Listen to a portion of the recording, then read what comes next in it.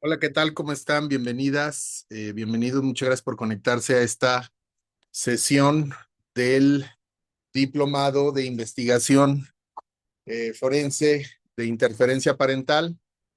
Mi nombre es Aurelio Coronado y el día de hoy voy a estar con ustedes mostrándoles algunos consideraciones básicas acerca del tema del rechazo infantil. Eh, También quiero mostrarles una retrospectiva que creo que es muy útil para poder entender por qué en psicología se fue abandonando de poco a poco el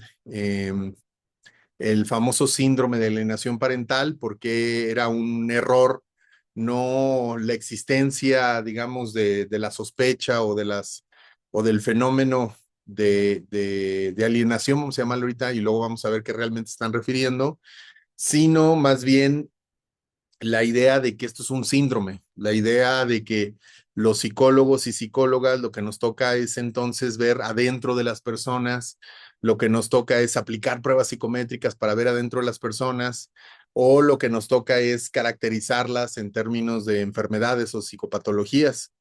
Me presento, les decía, mi nombre es Aurelio y yo he trabajado, pues ya yo creo que este año cumplo 25 años de trabajo en el ámbito forense. Yo inicié mucho de mi carrera trabajando en el ámbito de familiar, en casos que involucraban temas relacionados con la custodia, relacionados con la convivencia, relacionados con la patria potestad y demás. Y de inmediato, pues te estoy hablando de hace 25 años, me encontré con un fenómeno que a la fecha lamentablemente sigue existiendo, que es que los operadores, operadoras del sistema, tienen unas ideas con respecto a lo que la psicología hace y todavía más grave, los propios psicólogos, la forma en la que interactuamos con el sistema, refuerza estas ideas que son estereotipos. Yo recuerdo mucho, porque creo que fue el primer acto, digamos, de lo que ahora veremos 25 años después. Esto que hacemos se llama psicología forense con perspectiva de derechos humanos, que es una psicología pensada en cumplir con estándares. Inicialmente, de hecho, comienza con cumplir con los estándares de los protocolos que la Secretaría de la Suprema Corte de Justicia de la Nación había publicado. Se acordarán ustedes, por allá el 2000, creo que 12, 2011, tal vez un poquito después, empieza la Suprema Corte de Justicia a publicar estos protocolos, protocolos para juzgar casos que involucren niños, niñas y adolescentes, protocolos para juzgar casos que involucren personas y comunidades indígenas, etcétera, etcétera. Y yo tuve la oportunidad en aquella época de colaborar con lo que son ahora las casas de los saberes jurídicos. En aquel tiempo, las casas de la cultura jurídica. Yo tuve la oportunidad de presentar estos protocolos. Fíjese, fue acá en Aguascalientes, una de las directoras de la Casa de la Cultura Jurídica. Yo acudí a una plática y me le acerqué y le digo, oiga, ¿por qué no invitan otras personas que no sean magistrados? Le digo, porque siempre invitaban magistrados, lo cual era muy interesante y me ayudaba mucho, pero yo sentía que el operador realmente, y pues no tendría por qué, no entendía mucho la prueba forense. Yo en ese momento pues ya yo estudié una maestría en ciencias forenses, soy licenciado en psicología y tengo un doctorado en psicología, y en aquella época me acerco con ella y me dice, bueno, pues ¿qué a ti qué te interesaría? Le digo, no, pues por ejemplo, cómo los protocolos se usan para investigar, por ejemplo, casos que involucran niños y niñas, y me invitó a presentar el protocolo, porque pues yo me los leía todos porque pensaba, y lo sigo pensando, que son documentos como muy, muy útiles. Recuerdo cuando empecé a citarlos en mis reportes, cuando empecé a citar el protocolo particularmente para juzgar casos que involucren niños, niñas y adolescentes, ahora se llama protocolo para juzgar con perspectiva de infancia y adolescencia, y en juicio me decían o me reclamaban que porque yo citaba protocolos de la corte, que decía que un psicólogo no debía como utilizar, ¿no? Argumentos o hablar de leyes o como verán, pues derechos humanos, ¿no? Y eso me daba mucho pie para que en juicio pudiera yo eh, hablar precisamente de esto para poder yo mostrar pues por qué era tan relevante que existiera un puente entre la psicología o las ciencias forenses en general, las ciencias, y el sistema de justicia. Y les digo que yo me acuerdo mucho de mis primeras encargos. A mí me tocó ser tercero en discordia que es esta figura en donde después de que hay una disputa entre las partes, los peritos, bueno, pues a veces muchas veces los jueces en el sistema tradicional solicitaban un tercero en discordia que hiciera como una especie de desempate. Y recuerdo haber ido, cuando me asignan el caso, voy al juzgado de lo familiar, y le digo al secretario que vengo, pues que estoy nombrado, llevo mi documento, que necesito copias del expediente, que si me lo puede pasar para sacarle copias. Y el secretario se me queda viendo y me dice, ¿copias de qué quieres? Le digo, pues de todo, le digo, deme todo el expediente. Me dice, no, pero pues por lo regular, no sé, los de psicología o a lo mejor los de medicina. Le digo, no, yo quiero el expediente completo. Y me dice, a ver, espérame, ¿no? Y se va y se mete con el juez, jueces que yo nunca vi en aquella época, y se metió, se estuvo un ratito y regresa y me dice, no, dice el juez que prefiere que no leas el expediente, me dice. Y yo otra vez estaba nuevo, ¿no? Completo de paquete, y ahorita ya estoy amargado, ya no, ya no tengo esa frescura de actuar, ¿no? Así como decir, ay, pero ¿por qué? ¿No? O sea, y le digo, oiga, pero ¿por qué? Me dice, no, lo que pasa es que el juez dice que no quiere que veas nada para que no te contamines, dice. Quiere ver qué encuentras tú, me dice. Y yo, en aquel momento, y ahorita todavía, y toda mi vida y hasta que me muera, soy una persona autista. Yo he tenido autismo toda mi vida, y apenas recientemente, como muchos adultos, creo que es un tema que vamos a ver más adelante porque es fundamental el tema, sobre todo aquellos que colaboran en temas de planes de revinculación en SECOFAM, en evaluaciones forenses, en casos que involucren niños y niñas con discapacidad, incluyendo neurodivergencias, particularmente autismo. Pues hay también mucho rezago con respecto al entendimiento de esto y cómo esto que vamos a estar hablando el día de hoy, sobre el rechazo infantil, sobre la forma de convivencia, sobre la participación de niños y niñas en espacios como los que estamos hablando, pues no es lo mismo cuando hay autismo. Pero bueno, a lo que voy es que una de las características, ¿no?, del autismo, ¿no?, más bien una característica mía, es que tengo una dificultad, es una dificultad real, o sea, es una dificultad que ya ahorita, a ver, sí, ya no es tanto dificultad, ya es como una preferencia de vida, pero me cuesta mucho trabajo como reaccionar a la autoridad como la autoridad espera.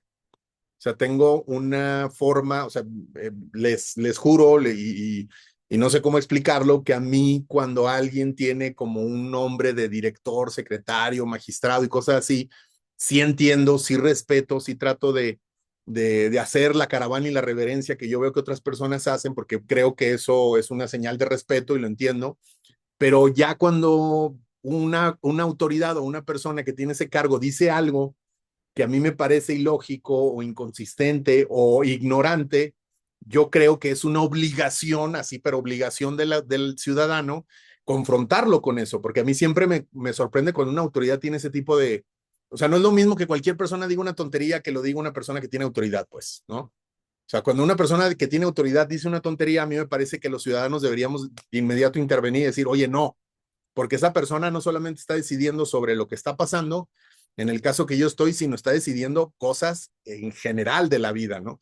Y cuando él me dice que los psicólogos no deberíamos de ver, dice, es que el juez dice que no quiere que veas porque no te vas a contaminar, ahí me enfrenté por primera vez a esta idea que les juro que a la fecha mucha gente tiene, que es que los psicólogos nada más, cuando se hace una investigación, por ejemplo, una evaluación de niños y niñas, pues casi que es nomás ver al niño o entrevistar al papá, o dicen, me ha tocado pues que dicen, no, es que para hacer la evaluación de competencias parentales nada más vas a evaluar a la mamá y al papá, ¿no? O sea, como porque yo siempre pido pues entrevistar, no sé si vive la abuela, la maestra, pues a todo mundo, pues es un niño y un niño requiere una evaluación bien, ¿no?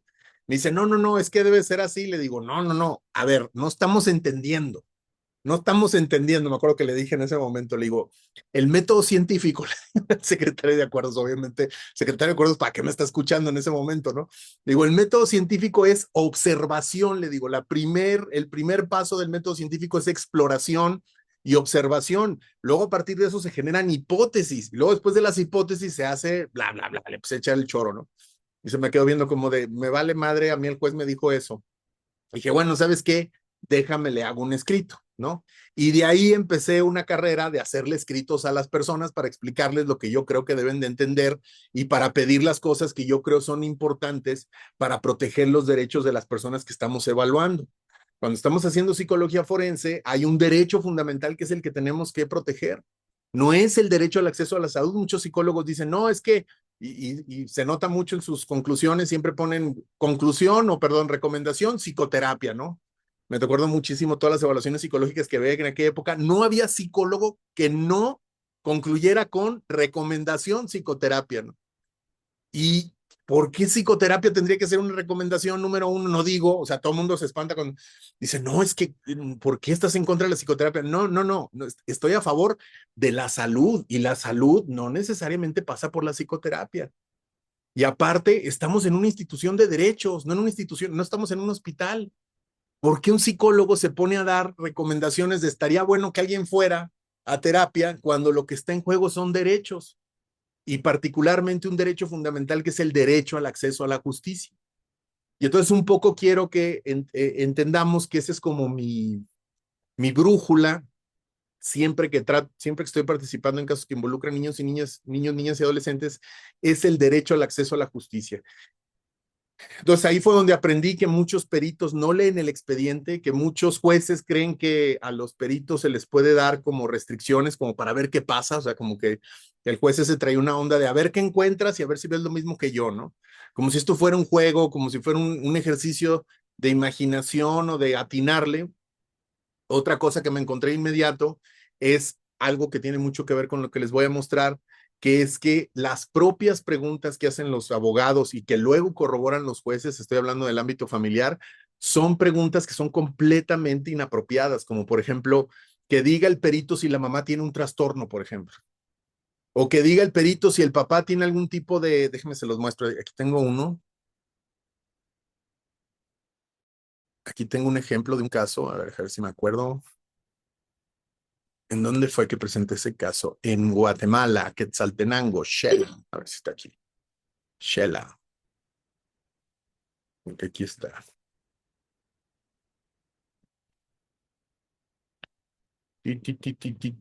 Bueno, les platico un poco como para que vean de qué es lo que vamos a estar hablando.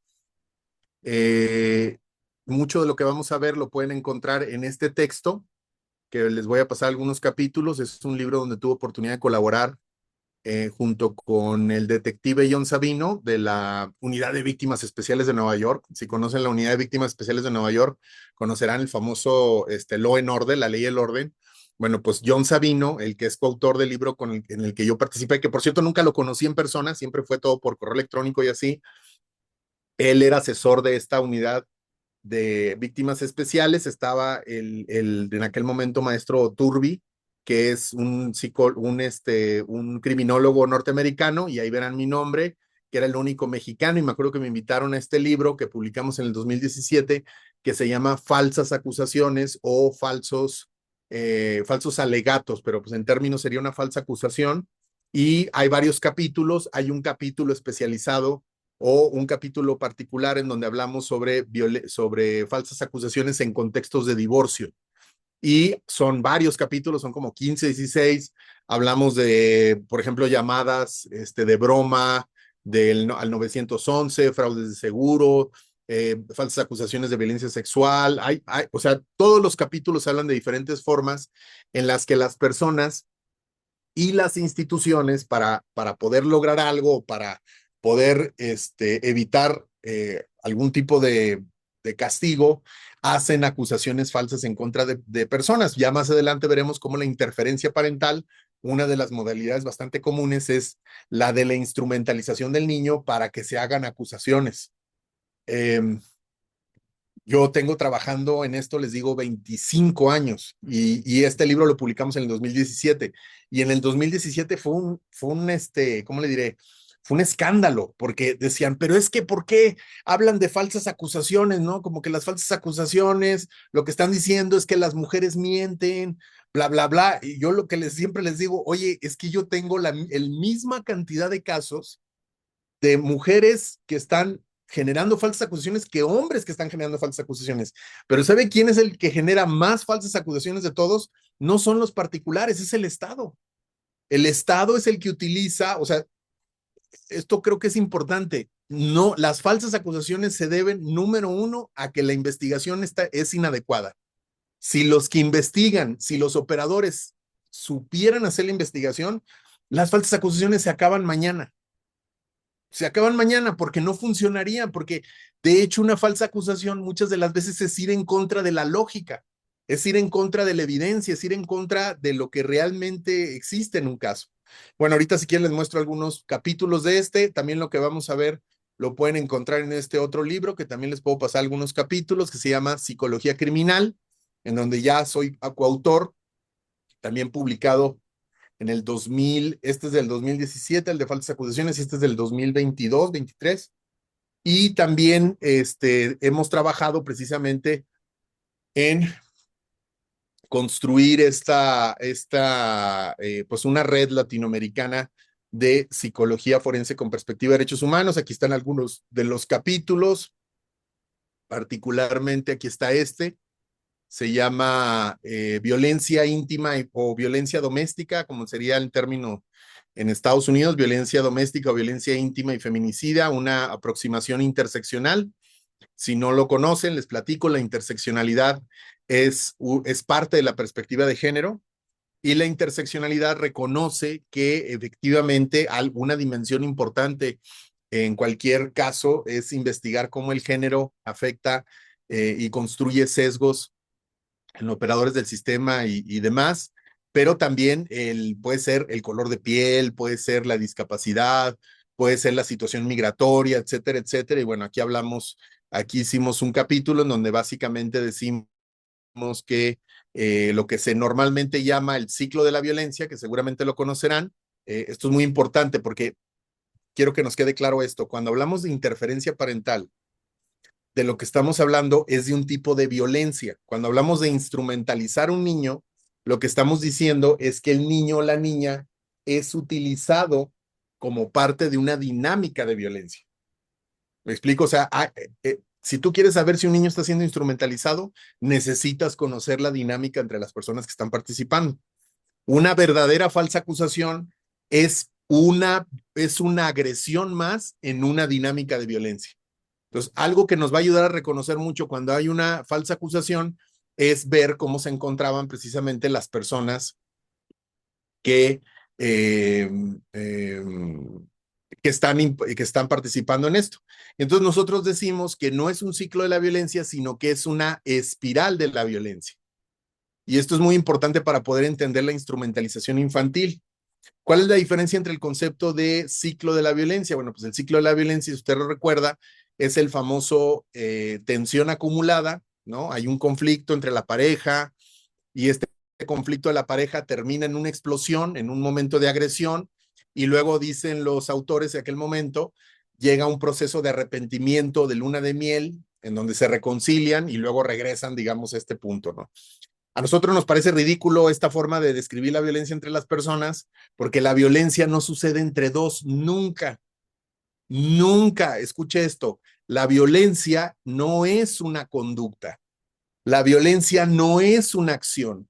La gente luego dice, es que, bueno, se volvió tan popular decir, es que me violentan, me violentaron. Está bien, pues se entiende lo que estás diciendo. A lo mejor lo que quieres decir es me agreden o me coercionan o me amedrentan.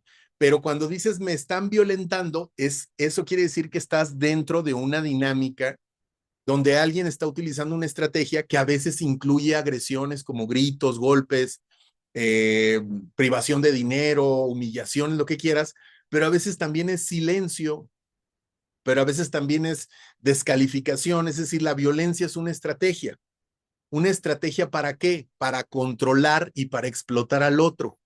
Es decir, no es algo que se dé en una conducta, sino que las conductas las tenemos que ver como un patrón y este patrón como una dinámica que se da entre las personas. Por eso decimos entonces que no es un ciclo lo que vemos entre la víctima y el victimario, sino más bien lo que vemos es una espiral. ¿En qué es diferente una espiral de un ciclo?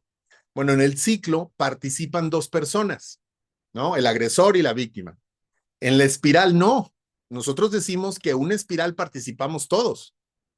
¿Qué sucede? Pues cuando va una víctima o cuando una persona le cuenta a su amigo o su amiga que le está pasando algo y ese amigo o amiga le dice, ay, bueno, pues es que así son los hombres, ¿no? O bueno, es que así son las mujeres, ¿no? O bueno, es que lo que pasa es que nosotros los papás no tenemos que ver mucho a los niños, realmente son las mujeres. Es decir, cuando hay una cultura que invisibiliza, que refuerza, entonces ese ciclo no se vuelve ciclo, se vuelve como un huracán, porque agarra más vuelo. O sea, piense usted qué pasa cuando la víctima va y pide ayuda y durante mucho tiempo, o sea, imagínense la víctima, ¿cuántas veces le ha dicho al agresor, te voy a denunciar, vas a ver, te voy a denunciar, vas a ver, no, no, no, no, no, y le baja, ¿no? Y luego le sube, y le baja y le sube, y el otro dice, no, no voy a denunciar. Y cuando va a denunciar, ¿qué pasa? Pues nada. ¿Y qué acaba de aprender la víctima? ¿Y qué acaba de aprender el agresor? Y entonces ya no regresan al mismo punto y agarra más vuelo, porque agarra lo que nosotros decimos momentum. El momentum es cuando el agresor se da cuenta de que, puta, pues yo puedo hacer lo que quiera. Y dos, no nada más participan, sino que nunca regresa al mismo punto. ¿Cuál es el punto final de una espiral? Pues lo que usted quiera, feminicidio, tortura, ¿no? Cuando ya, o sea, nosotros llegamos aquí, pues, el delito está aquí, el conflicto está aquí, pero no es una cosa entre los dos. Y eso lo hablamos precisamente en este capítulo. Y también, bueno, le quiero mostrar precisamente, aquí tengo un caso, aquí está, mire, es el que le quería mostrar. Mire, o sea, ve usted, este es un caso que tuve familiar de una clara interferencia parental, estoy hablando de hace muchos años. El psiquiatra que firmó este informe fue mi compañero de trabajo. Estábamos clase los dos en una universidad que se llama Universidad Cuauhtémoc. Ve usted las preguntas, para que vea usted las preguntas. Esto es un ejemplo. Muchos casos son así, pero voy a agarrar este por ejemplo. Que determine el perito si el señor Luis Alberto, el señor Luis Alberto es una persona, me acuerdo, chilena, que viene a México, se casa con una persona, se separan y luego la madre le interpone una demanda, una denuncia de violencia familiar, según recuerdo. Esa no procede, pero se queda la de violencia, perdón, se queda la disputa por las convivencias. Él pide ver a su hijo y el juez hace estas preguntas. O sea, estas preguntas las hace, bueno, no las hace el juez, las hacen las partes y el juez dice, sí, está bien, porque siempre les dice que sí están bien a sus preguntas, lo cual no es adecuado porque las preguntas también pueden generar estereotipos. Y la Corte ha dicho que claramente las audiencias, los juzgados, deben de estar libres de estereotipos. Y no sabe la cantidad de estereotipos que nosotros vemos en los escritos familiares. Y simplemente no, o sea, creo que es muy condescendiente el juzgador. Cuando el juzgador deja que las partes se digan esas cosas, se porta como si esa fuera la naturaleza del problema, como de, ay, bueno, pues es que se están peleando, ¿no? No, introducir estereotipos en un juicio, pues no solamente afecta a las partes que se están gritando cosas, afecta a las personas más vulnerables que son niños y niñas. Ve usted las preguntas. Que determine si el señor Luis Alberto presenta algún tipo de trastorno de la personalidad, de conducta o de cualquier otro tipo que le permita convivir o custodiar a su hijo. Usted dígame que un trastorno de personalidad de conducta o cualquier otro tipo que le permita convivir o custodiar a su hijo. O sea, como que le está diciendo, usted dígame si hay un trastorno que le afecte cómo convive con su hijo. Una pregunta para todos los que estamos aquí. ¿Las personas tienen culpa de tener trastornos? Porque es una enfermedad, ¿no? Es como tener diabetes, ¿no? A lo mejor uno sí se pasó de lanza y pues al final del día te dio diabetes, pero no es tu culpa. Es como tener VIH, por ejemplo, es como tener COVID, ¿no? Un trastorno de personalidad es algo que se va formando, según la tradición clásica, pues a partir de varios elementos, unos a veces dicen que son genéticos y otros tienen que ver pues con la vida, ¿no? Como te vas construyendo. Y entonces una pregunta, cuando una persona tiene una enfermedad, en este caso psicológica, ¿se le quitan derechos? O sea, tener una condición, ¿te quita derechos? El señor Luis, y luego aquí está la respuesta del psiquiatra. Dice, el señor Luis Alberto presenta 3 trastornos de la personalidad: antisocial, narcisista y paranoide, los cuales impiden en su totalidad la convivencia y custodia de su hijo. Un psiquiatra está decidiendo, un juez está preguntando y un psiquiatra está decidiendo si pueden o no convivir por trastornos de personalidad. Número 6, que determina el perito si el señor Luis Alberto cuenta con los recursos psicológicos para ejercer su rol parental y proveer las condiciones para el desarrollo psicoemocional de su hijo. El señor Luis Alberto no cuenta con algún recurso psicológico para el ejercicio de su rol parental, sino que por el contrario representa una influencia patológica y negativa para el sano desarrollo psicoemocional de su hijo, debido a que los trastornos de personalidad que padece causarían daños irreversibles en el menor de manera permanente en un futuro.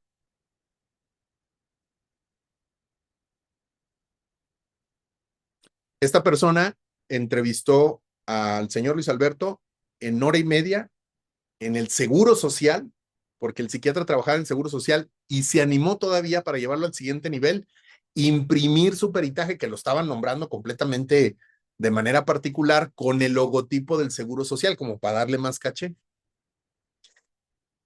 7, que determine el perito qué tan adecuado es que el señor Luis Alberto conviva y cohabite con su menor hijo.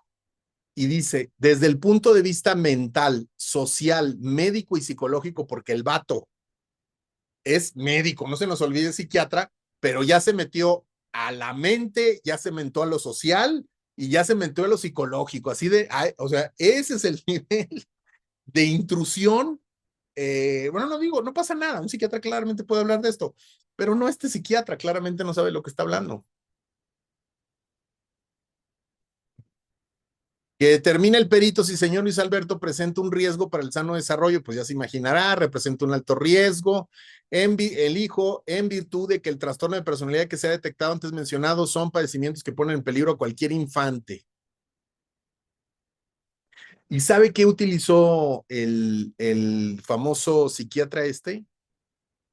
Estos libros que usted, a lo mejor usted conoce, si usted es psicólogo o es psicólogo, seguramente usted lo conoce. El primero, bueno, esta es una versión ya, hay uno nuevo, revisado, es el famoso DSM-5. El DSM-5 significa Diagnostic Statistics Manual, o Mental, creo que es manual.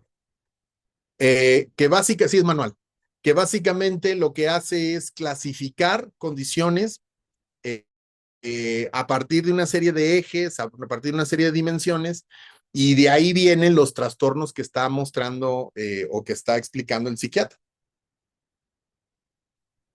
Es decir, los psiquiatras y los psicólogos sacan de sus, de estos 2 libros, este es el de la APA, la American Psychiatric Association, está norteamericana, y este es de la OMS, que es el CIE, bueno, creo que ya está el CIE 11, que es la Clasificación Estadística Internacional de Enfermedades y Problemas Relacionados con la Salud. No se les olvide estos manuales, porque más adelante veremos cómo se intentó precisamente meter dentro del manual la alienación parental. Ahorita vamos a ver.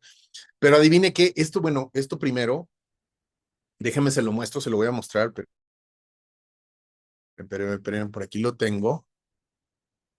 Perdóneme que brinque de una cosa a otra, pero así funciona, así funciona, así funciona.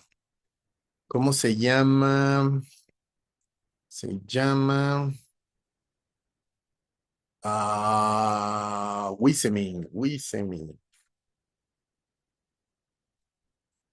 Wise.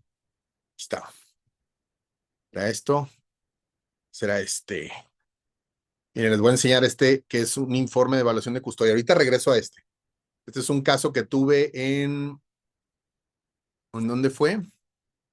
Fue en Kansas, en Estados Unidos. Tuve la oportunidad de colaborar varios casos de familiar, de civil, en temas de reparación de daño, en cuestiones de demandas civiles, de tiroteos y ese tipo de cosas en restaurantes en Atlanta, de agresiones sexuales, penales, de tortura, protocolo de Estambul, uh, de feminicidios, y bueno, he trabajado varios casos en Estados Unidos y este es un caso de violencia, perdón, de custodia. Y ahorita se los voy a mostrar para que vean ustedes aplicado esto, todo esto que les voy a estar mostrando durante la presentación.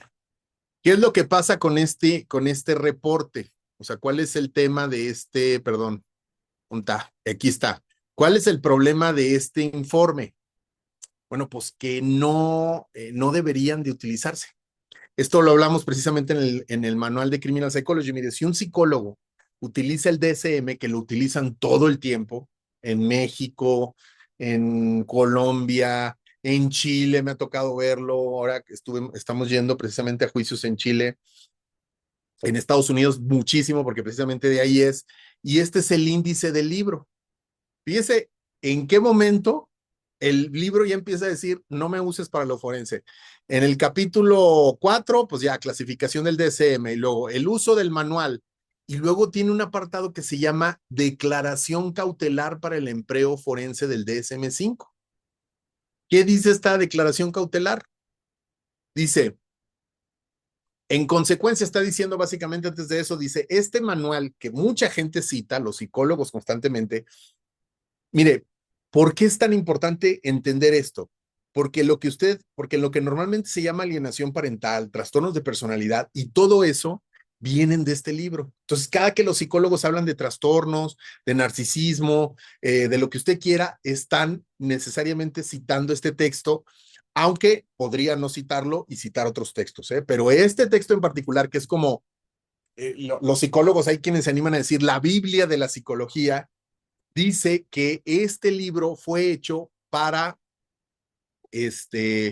dicen, fue hecho para política pública, para como programas epidemiológicos, es decir, para poder ver la incidencia de cierto padecimiento. Por ejemplo, ahorita estamos viviendo un aumento importantísimo en el diagnóstico del autismo. No porque las personas estén contagiando de autismo, porque no se contagia, se hereda el autismo, sino porque así como cuando empezó a aumentar la incidencia de cáncer de mama, porque se inventó la mastografía, pues así hemos mejorado nuestra forma de detectar el autismo y por eso está aumentando muchísimo la cantidad o la incidencia de personas con autismo, ¿no? Y entonces el DSM sirve como una forma de generar categorías que puedan ver este tipo de fluctuaciones estadísticas. Dice, la segunda sirve para el tratamiento, ¿no? Para cuando personas lleguen a un hospital, lleguen a una clínica y reciban pues el tratamiento porque es una forma de comunicación entre profesionales. Dice, y tercero, para la investigación académica, ¿no? Cuando está haciendo investigación académica, mucha gente cita el DSM, utiliza los criterios del DSM. Dice, en consecuencia, es importante observar que la definición de trastorno mental que contiene el DSM-5, o sea, los que acabamos de escuchar, se redactó para satisfacer las necesidades de los clínicos, los que ayudan a las personas, los profesionales de la salud pública, los que hacen programas y los investigadores, los que dan clase, antes que para las necesidades técnicas de los juzgados y los profesionales que prestan servicios legales. También es importante observar que el DSM-5 no ofrece ninguna recomendación de tratamiento de ningún trastorno. O sea, ni siquiera sirve para ver cuál es el origen del trastorno, ¿no? No es, o sea, no es el objetivo es clasificación. Es como una sección amarilla. Que estés en un apartado no quiere decir nada, quiere decir que así sirve, aquí así se usa. Otro elemento fundamental es que la aplicación del DSM-5 debe de ir acompañada de la advertencia sobre los riesgos y las limitaciones de su utilización en cuestiones forenses. Es decir, si tú vas a aplicar el DSM o te toca ver que alguien aplica un DSM en un contexto familiar, pues por lo menos tendría que poner un apartado que diga esto, una declaración cautelar del empleo forense. Una esquizofrenia, un trastorno neurocognitivo, una ludopatía o una pedofilia no implica que un individuo con dicha afectación cumpla los criterios legales de existencia de un trastorno mental. O sea, no puede ser utilizado para decir, ah, bueno, como tiene tal trastorno, entonces tal cosa. Si se fija la primera, lo importante que es esto, que si un juez o una jueza está pidiéndole a un psicólogo que le diga qué trastorno tiene una persona, pues ese juez y esa jueza está igual de pirado que los psicólogos que utilizan este tipo de cosas. Pues el juez no sabe. Yo me acuerdo que se lo dije una vez, que se lo dije con mucho cariño. Fue una jueza en un caso de feminicidio que tuve en, ¿dónde fue? Mira, aquí creo que aquí es este caso, es este caso. Es un caso de filicidio, es un caso de una mujer en Querétaro que la acusan del asesinato de su hija. Sucedió por allá del 2008, 2009, lo puede buscar en fuentes abiertas, por ahí hay algunas notas. El caso se llama el caso de Acela Lozano Jiménez. Déjenme, se los muestro. Otra vez, perdónenme que brinque de una cosa a otra, pero les juro que lo voy a contar todo. Lozano Jiménez. ¿Qué es esto? ¿Qué es esto? No.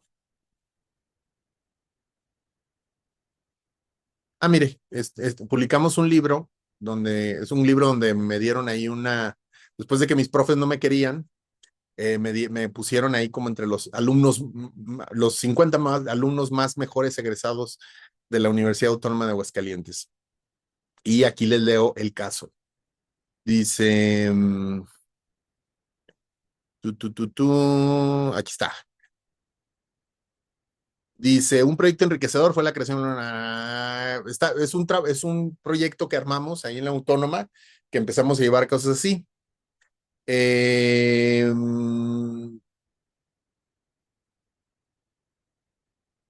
Uy, ¿dónde está? Acá está.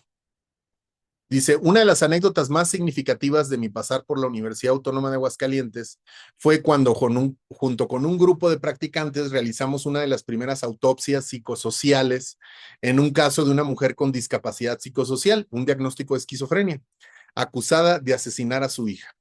La investigación e informe de Acela Lozano, el cual presenté en juicio, fue producto del trabajo que se realizó cuando estaba escribiendo mi tesis para titularme de la maestría en ciencias forenses. Las practicantes Paulina, Maite, Carla y Yasmín, en aquel momento estudiantes del último semestre de la licenciatura en psicología, participaron de manera activa en el proyecto que formaba parte de la unidad de psicología.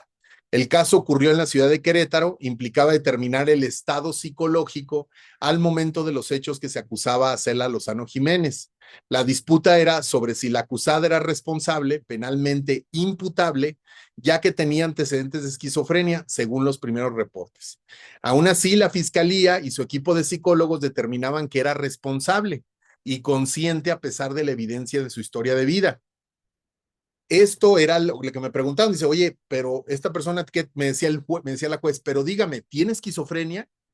Y yo le decía, juez, le decía a la juez, porque ya teníamos mucho rato ahí, estoy hablando del sistema anterior, y entonces nos la pasábamos horas y horas en que estaba yo la ratificación y como que la juez estaba aferrada a tumbar mi peritaje para que ella pudiera meter a la cárcel a Cela Lozano, esa era la verdad, porque en Querétaro años antes había sucedido el caso de no sé si se acuerda usted, el caso de la Mijangos, el caso de Mijangos, que fue de una mujer que asesinó creo que a sus 2 o 3 hijos y que tenía esquizofrenia y bueno, pues la metieron a tratamiento y estuvo unos años y salió recientemente, ¿no? Y entonces la gente piensa que un psiquiátrico, un pabellón psiquiátrico o un lugar psiquiátrico en una cárcel es como las telenovelas de María del Mar o de María o Marimar o ¿cómo se llama? María Mercedes, en donde Itati Cantoral está como en unos jardines así loqueando diciendo que se quedó sin su hombre,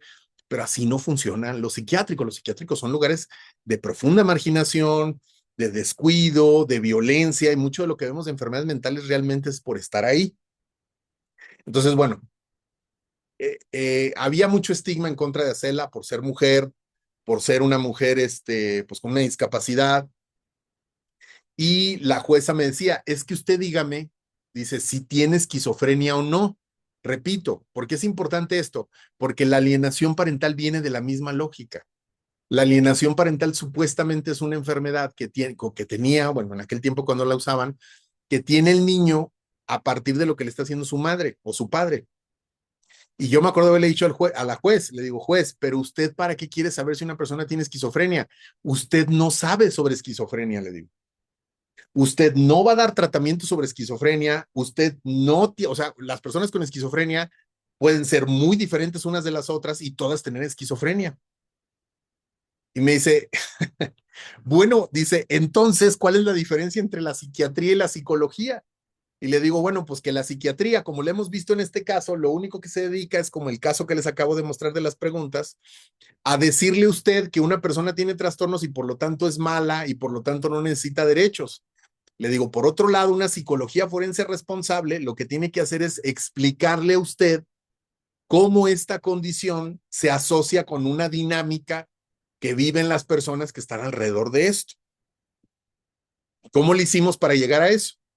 Para lograr construir una evaluación forense en estas condiciones y con este objetivo, el equipo se dedicó a organizar la información disponible del expediente y entrevistas con Acela y sus familiares para realizar lo que llamamos en aquel momento rastro de conducta, una forma de análisis retrospectivo del comportamiento a través de un análisis del contexto y la vulnerabilidad.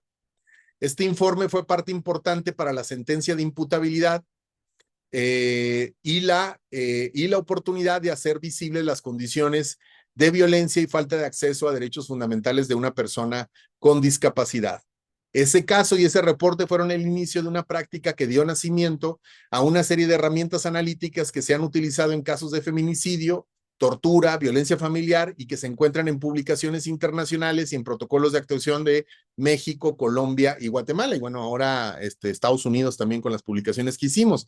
Y a eso me estoy refiriendo. O sea, me estoy refiriendo, ese caso lo tuvimos en el 2009 y este libro que se publica en el 2022, ahí está el caso y ahí está esto que se llama análisis del rastro psicológico. Y entonces, ¿cuál es el tema central en ese sentido? Bueno, pues entender que nuestra labor es educar a los operadores del sistema. Ellos no saben sobre esto. Dice Arminda, dice, en este sistema los jueces no aceptan que los psicólogos participen respecto a algún caso de esquizofrenia, lo descalifican, solamente aceptan psiquiatras, aún así los abogados continuamente lo siguen solicitando psicólogos. En el anterior sistema, algunos jueces hasta solicitaban que se les dijera si era inimputable o no. ¿Sabes qué? Es que déjame te corroboro eso, pero en muchos estados, vamos a verlo, la propia ley decía que que tenían que ser psiquiatras. A mí me tocó participar muchas veces, ¿eh? Y esa ley ahí estaba, decía, no, es que solamente un psiquiatra. Y yo le decía, bueno, pues a ver, que el psiquiatra te explique el cómo o el por qué. Miren, vamos a preguntar, muy buena participación. Estamos conversando sobre el tema de la esquizofrenia particularmente y el tema de la imputabilidad como procedimiento. Y según yo recuerdo, antes del Código Nacional de Procedimientos Penales, muchos estados decían que el único que podía hacer algún tipo de intervención con una persona con un diagnóstico psiquiátrico o un paciente psiquiátrico era un médico o un psiquiatra, en términos de valorar si la persona calificaba, porque esto es importante, no hay personas inimputables. Hay casos de qué personas participan que son inimputables. La imputabilidad es un asunto de caso a caso, no es algo que traiga la persona todo el tiempo. Eso es importante. Entonces, bueno, quiero que nos hagas una retrospectiva y nos ayudes a aclarar esto. Primero, número uno, efectivamente, según recuerdo, investiga. Muchas de las veces la propia ley estatal decía que solamente médicos y psiquiatras podrían hacer esto. Número dos, ¿qué realmente es la imputabilidad? Ahí la Suprema Corte ha hablado, por ejemplo, de imputabilidad, creo que disminuida o atenuada, no me acuerdo, que hablaba de condiciones. Y número tres, que creo que es muy importante, que actualmente la inimputabilidad está muy asociada, por ejemplo, al concepto de contexto y al concepto de discapacidad. Y entonces realmente no hay ningún impedimento, de hecho al contrario, de que participen psicólogos y psicólogas en un estudio como tal, a partir de la convención y a partir de otras de jurisprudencia. Por favor, investiga todo esto y explícalo. Estoy usando el Gemini porque es el que contesta como más cortito y vamos a ver exactamente eso que estás diciendo, Armida. Yo he participado, por ejemplo, en casos de interdicción también, que es que cuando hay personas, por ejemplo, me tocó una interdicción de una persona con esquizofrenia. Yo he trabajado en muchos casos de esquizofrenia, ¿eh? Muchos, tienen razón. Y casi siempre son médicos y casi siempre me estoy peleando con psiquiatras. Pues este caso que le estoy diciendo, pero es que el psiquiatra es del DSM, pues. Miren,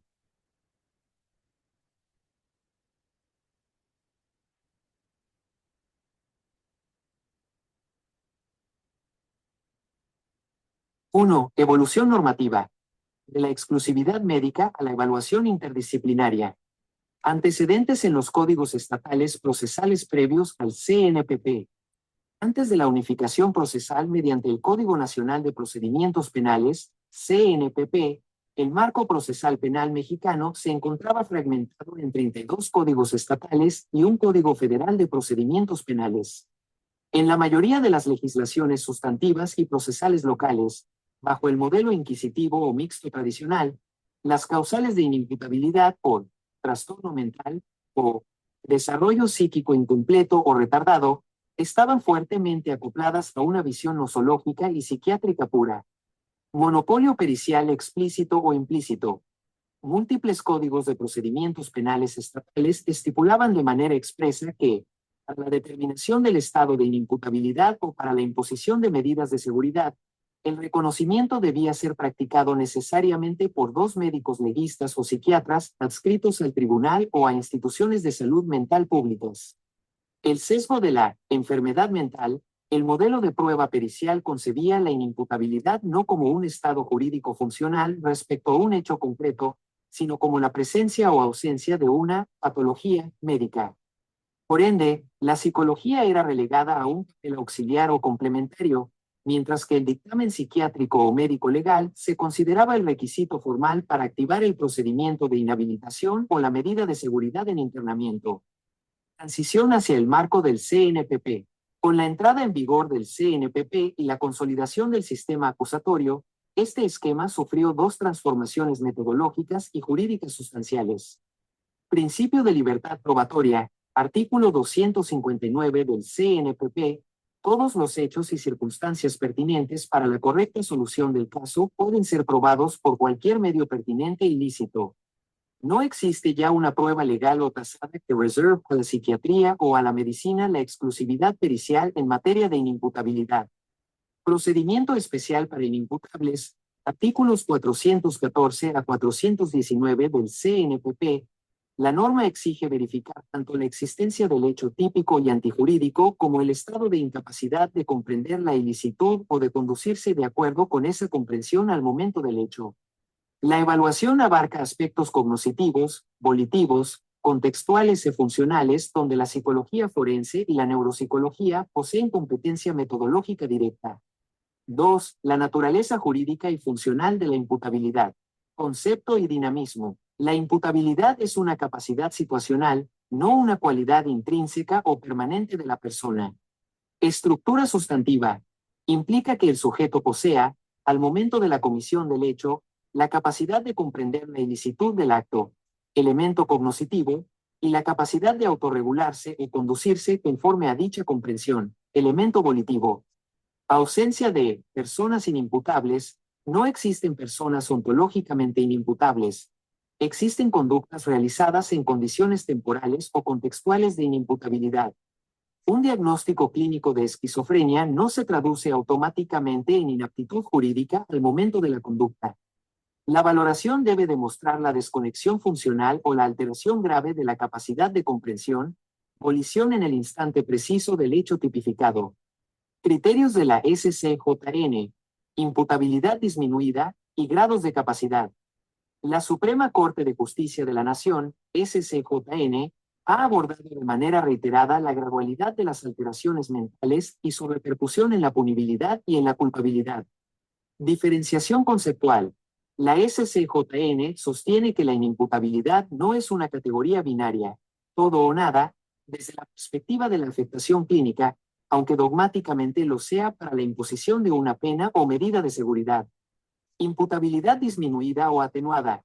Corresponde a aquellos supuestos donde la afección no anula completamente el discernimiento ni el control de los actos, pero sí limita considerablemente el umbral de regulación del sujeto. En estos casos, la conducta continúa siendo culpable, pero la pena se atenúa proporcionalmente al grado de afectación funcional demostrado. 3. El modelo social de la discapacidad, contexto y competencia de la psicología forense. El cambio de paradigma, de la patología al modelo de derechos humanos. A partir de la entrada en vigor de la Convención sobre los Derechos de las Personas con Discapacidad, CDPD, y las sentencias emblemáticas de la primera sala de la SCJN, como los amparos en revisión derivados de la revisión de figuras como el estado de interdicción y la imposición automática de medidas de seguridad en internamiento, la discapacidad psicosocial como interacción. La discapacidad no reside únicamente en la condición clínica, P, EJ, síntomas de esquizofrenia, sino en la interacción entre esa condición y las barreras contextuales, sociales y situacionales a las que se enfrenta la persona. Impacto en el análisis forense.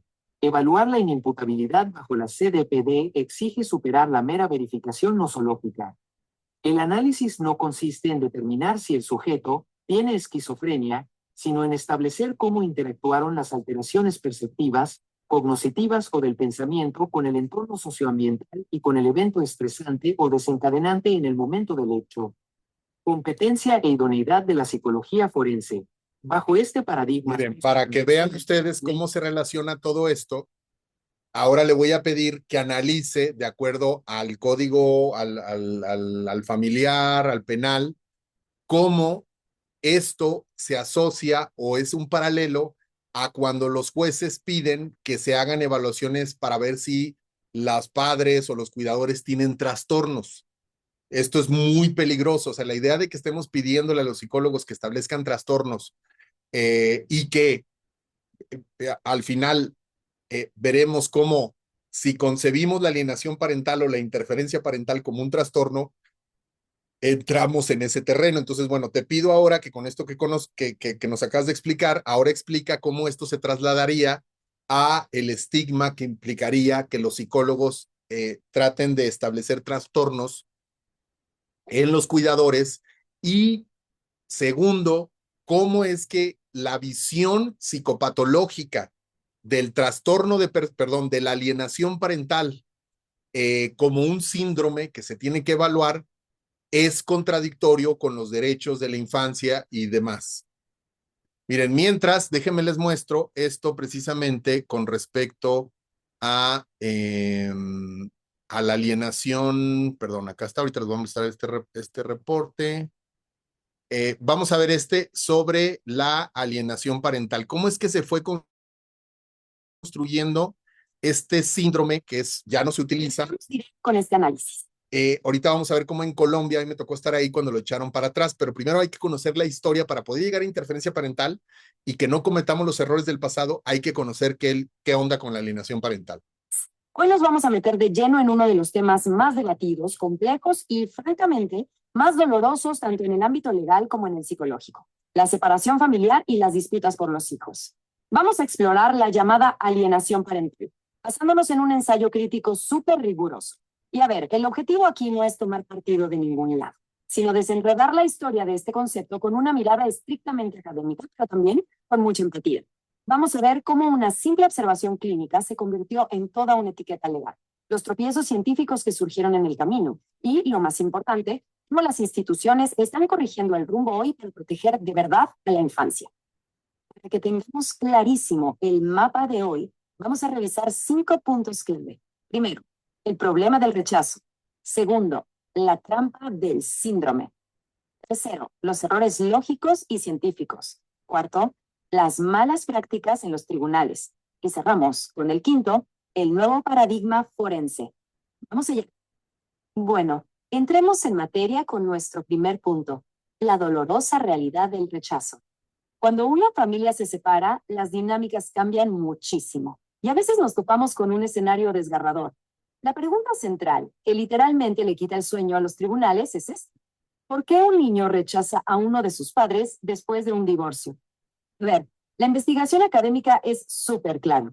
La interferencia de un adulto en el vínculo de un niño con su otro cuidador es algo real.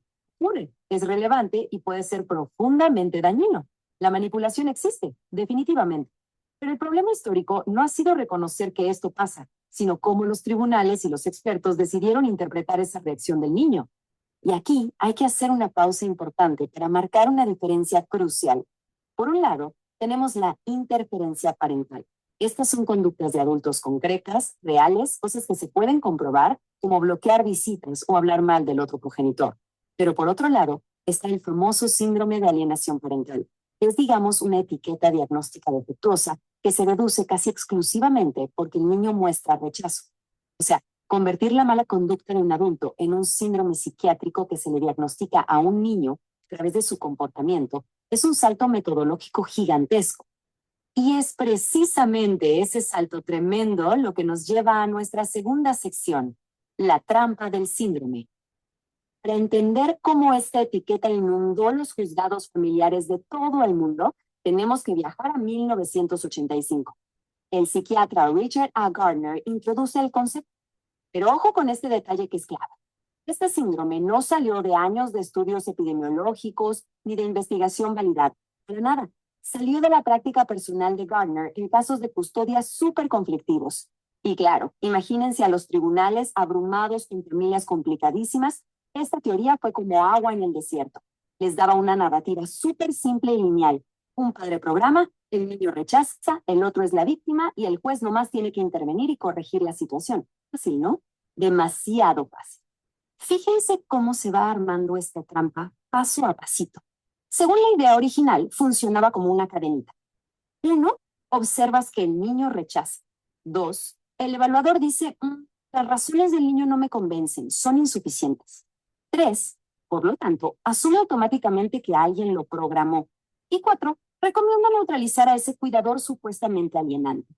¿Ven un error arquitectónico aquí? Cada paso es una suposición del anterior. Es una cadena de saltos lógicos peligrosísimos sin exigir ni una sola prueba independiente para respaldar cada cosa.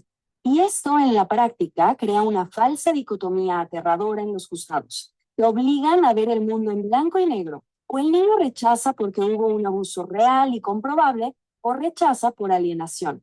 Pero todos sabemos que la vida humana no es así. Las dinámicas familiares son complejísimas y se superponen. Un niño puede rechazar por transiciones difíciles, por simple afinidad, o estar atrapado en lealtades divididas, todo al mismo tiempo. Tratar a una familia entera como una simple opción binaria simplifica peligrosamente contextos donde podría existir violencia, miedo real o negligencia. Esto nos lleva directo a la tercera parte de este análisis. Si le quitamos el atractivo de solución fácil para el juez, ¿qué pasa cuando pasamos esta teoría por la lupa de la ciencia moderna? Bueno, el documento que estamos analizando disecciona de forma muy objetiva las fallas de este modelo, y una de las más grandes es la circularidad. A ver, en la ciencia tú tienes que poder poner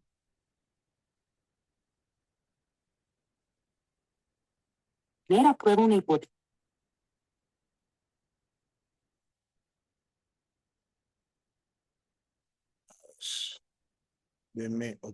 directo con al mismo tiempo, sin exigir ni una sola prueba independiente para respaldar la cosa.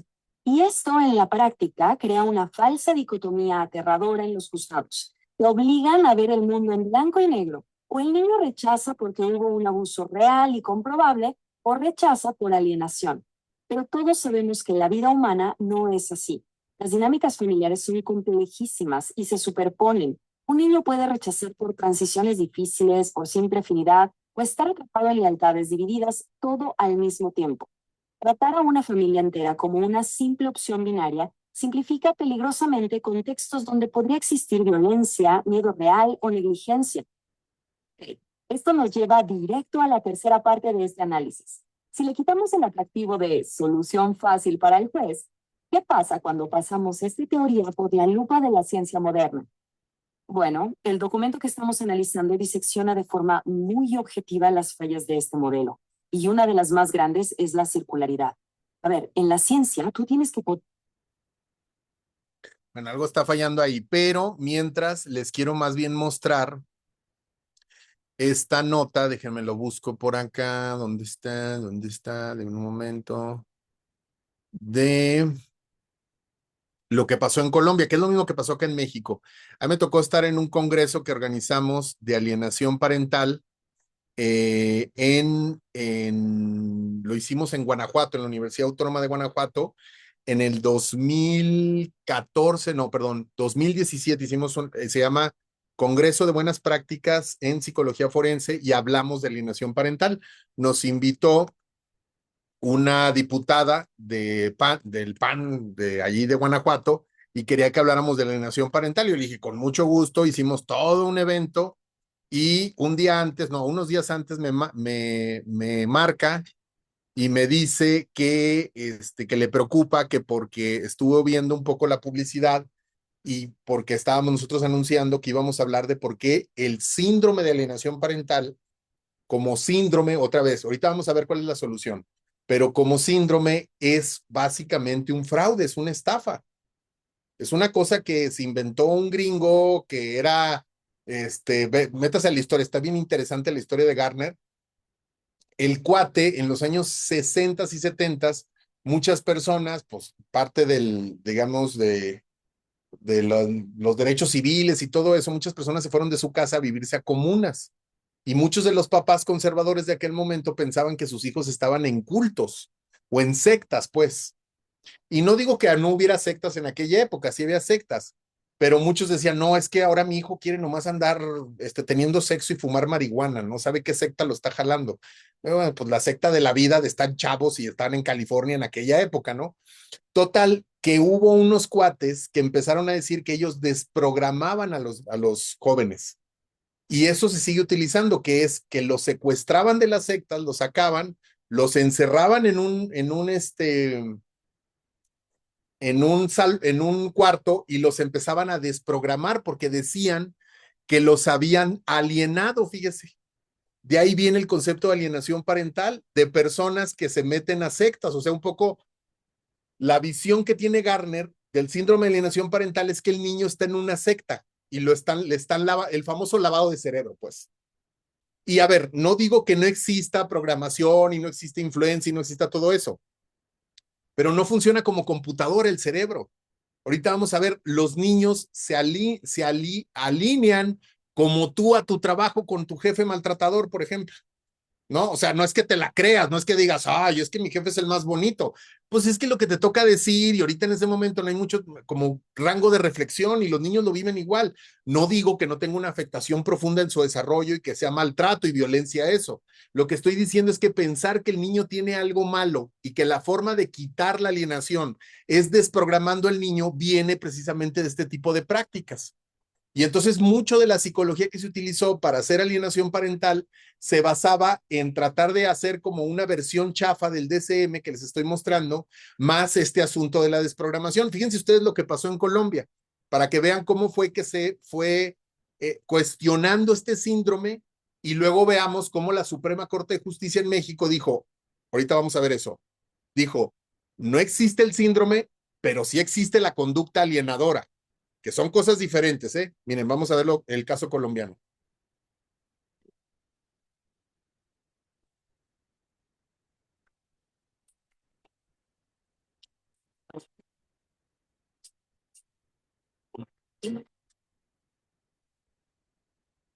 Aquí comienza Yo Soy, el programa feminista de Trans 24. Mi nombre es Ángela Gómez. En esta emisión vamos a dedicarnos a entender lo que es el falso síndrome de alienación parental, cuyo uso acaba de ser prohibido en Colombia por la Corte Constitucional, pues no tiene un respaldo científico y ha sido usado por años como una herramienta de padres abusivos para quedarse con la custodia de sus hijos y anular además las acusaciones de maltrato en su contra. Veamos. En los años 80, el psiquiatra estadounidense Richard Garner afirmó que existía un síndrome en el que los niños con problemas de custodia conflictiva podrían ser manipulados por uno de sus progenitores y acusar falsamente de abusos a un padre. Sin embargo, el llamado síndrome de alienación parental nunca ha obtenido validez científica, pues carece de pruebas o estudios que lo respalden. En cambio, se ha convertido en una estrategia legal que potencialmente protege a progenitores abusivos y abre el camino a la violencia de género. El mecanismo de seguimiento de la Convención de Belén do Pará de la OEA, que lucha contra la violencia de género, advierte a medios como el feminista. Este síndrome de alienación parental ha sido usado cuando las mujeres denuncian violencia contra ellas o contra sus niños, en especial la violencia sexual. La teoría ha sido aplicada en diversos países para argumentar que las madres manipulan a los hijos en contra de los padres durante procesos de custodia. Algunas naciones, como Brasil o Perú, tienen la legislación aprobada en la materia que los movimientos de derechos humanos piden derogar. Por contra, en 2023, un proyecto similar fue rechazado en la Cámara de Diputados y Diputadas de Chile, y en España la Ley de Infancia prohibió su uso, decisión a la que ahora se une Colombia con la Corte Constitucional. La conversación es con María Paula Chicurel. Ella es psicóloga jurídica y forense con 20 años de experiencia en violencia intrafamiliar, sexual y de género. Además, en su recorrido ha acompañado a diversas familias que se enfrentan a esta falsa teoría del SAP o el síndrome de alienación parental. Muchísimas gracias, María Paula. Bienvenida a Ella Soy. Muchísimas gracias a ustedes por la invitación y permitirme estar aquí compartiendo algo muy importante. Bueno, el asunto con el SAP, María Paula, es que perpetúa una tendencia a culpar siempre a la madre. Y aquí voy a hacer una pregunta arriesgada. ¿Es lo primero que asumen las autoridades de infancia y autoridades judiciales ante la falta de información, sí o no? Sí, claro, afortunadamente tenemos una tendencia a la rapidez. Cuando hay una denuncia, inicialmente se trata de verificar si los hechos que se están narrando de violencia intrafamiliar de eso esa es una tendencia. Bueno, hablemos entonces de lo que nos trae aquí y es la reciente decisión de la Corte Constitucional de Colombia. ¿Cuál es la importancia de que haya marcado esta orden y cómo se verificaría su cumplimiento? Digamos, el triunfo más importante aquí, que es un triunfo que se ha venido gestando estrategias que ha utilizado la sociedad civil para visibilizar la utilización de estas estrategias en la protección de los niños y las niñas y las perspectivas de derechos. Lo que hace es silenciar a los niños y a las víctimas y enviar información sobre ellos hacia un tercero que puede ser su madre, digamos que la alienación parental no tiene una perspectiva específica de género, aunque es mayoritariamente encontrar mujeres como madres alienadoras. Entonces, han desviado la atención de las víctimas, defendiendo un tercero, y hoy día mejor de lo que eso fuera así. No, señores, tenemos que seguir pensando en estos niños y niñas en la garantía de sus derechos. No se pueden utilizar teorías que no tengan reporte científico.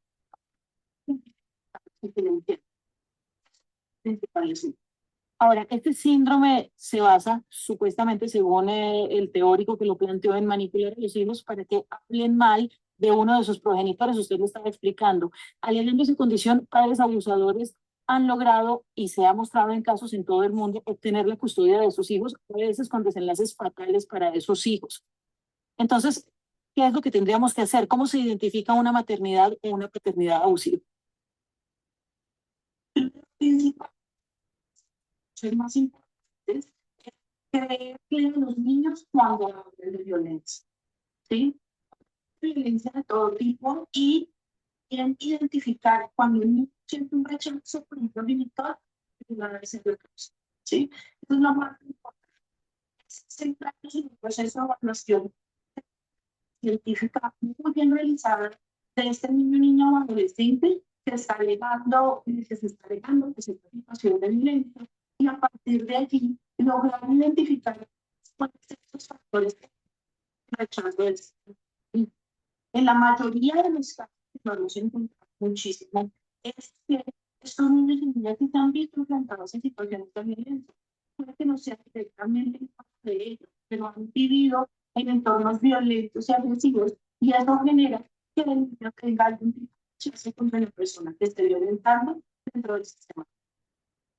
Puede ser tanto la madre como la madre. Veritablemente lo hemos encontrado en situaciones de violencia porque es la constante en términos de violencia familiar también en Colombia. Bueno, lo que me preocupa mucho es que ha sido utilizado este SAP como una herramienta en muchos países. Colombia es apenas un ejemplo mínimo de ellos. Brasil tiene una legislación que lo aprueba, Perú tiene una legislación que lo aprueba y en otros países se han intentado llevar a cabo legislaciones al respecto. ¿Cuáles son las consecuencias? Pero sobre todo, quisiera entender cómo es que ha logrado colarse este falso síndrome lentamente en los casos de género y de violencia y de custodia de los hijos alrededor del mundo.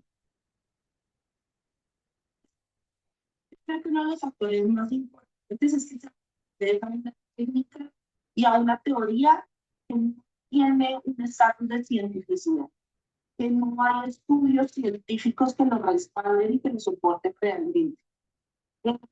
Es algo que surge en los juzgados y los litigios, y parte de la información que se recoge es lo que se lleva ahí. Ellos han estado vinculados a estos procesos. Desafortunadamente le dan credibilidad a esta teoría pseudocientífica y a partir de ello han llevado información errada, sin soporte científico, resultados, y los jueces, magistrados y las altas cortes han dado credibilidad a lo que esos científicos han dicho. Lo más importante en este punto es ver que la teoría de la alienación parental nace de un psiquiatra estadounidense que empezó a defender pedófilos, el señor Carmen. Él empieza en el año 1985 con una teoría de la alienación parental. Tiene como base el decir que los niños pueden fantasear o inventar para hablar de delitos sexuales. Detalles, los niños de Carmen se encuentra, por ejemplo, que es que dice que los niños son sexuales y que eso hace parte de la reproducción de la base. Entonces, si partimos de la base de una teoría que aquí un señor con estas características, pues por supuesto que las personas que se quieran defender de adultos utilizan esta teoría, su defensa, y de esta manera invisibilizar lo que sucedió para los niños y de nuevo, como lo mencionaba anteriormente, trasladar la situación a la disputa entre padres, entre jóvenes. Bueno, y eso me lleva a mi siguiente pregunta, porque algo que deberíamos dejar claro en este programa es que el SAP constituye no solo maltrato infantil, sino además de violencia de género. Es una manera de silenciar a las mujeres. ¿Cuáles son esos argumentos que constantemente deberíamos dar a una persona que utiliza el SAP contra una mujer o contra sus hijos? Aquí, por ejemplo, es muy importante traer esta información, y es que el SAP tiene diferentes derivados que han sido utilizados dentro de estos litigios y que muchos de ellos están en estereotipos de género. Se utiliza el término madres maliciosas, mujeres que intentan lavar el cerebro a sus hijos, implantadoras de frutas menores.